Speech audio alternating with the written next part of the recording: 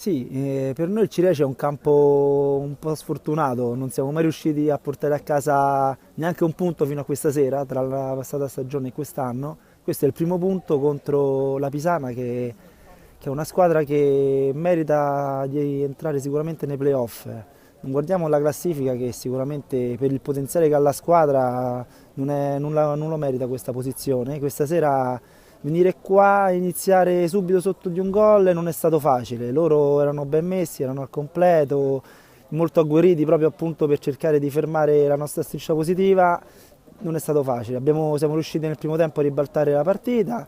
Nella ripresa abbiamo avuto un paio di occasioni non tramutate in gol, quello penso che il punto chiave della partita è stato proprio quello, perché se non la chiudi può rischiare con dei tiratori come hanno loro, come Piccolo, Scerrati, bravi molto anche dai calci da fermo, sicuramente il gol lo prendevamo, quindi è finita proprio così. Ci dispiace da un lato, dall'altro sono 13 risultati utili, agguantiamo la Golbet che questa sera ha perso, vediamola ecco come positiva, la prossima settimana ci sarà lo scontro diretto e sicuramente quella sarà una partita chiave per capire bene quali sono le nostre potenzialità.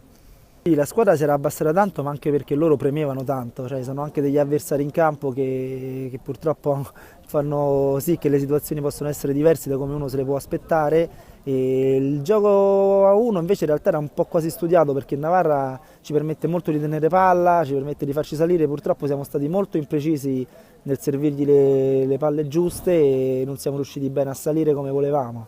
Abbiamo subito loro, ci è mancato ecco, un giocatore davanti con il nostro numero 23 che è Dominici, che in genere dà quell'esplosività in più. Questa sera purtroppo stava a casa con la febbre con 39, qualcosa ci è mancato, però sì, ci dispiace molto, però dobbiamo guardare già alla prossima, non c'è tempo per pensare, dobbiamo subito pensare al futuro. Complimenti e in bocca al lupo al direttore sportivo Stefano Fratini. Grazie.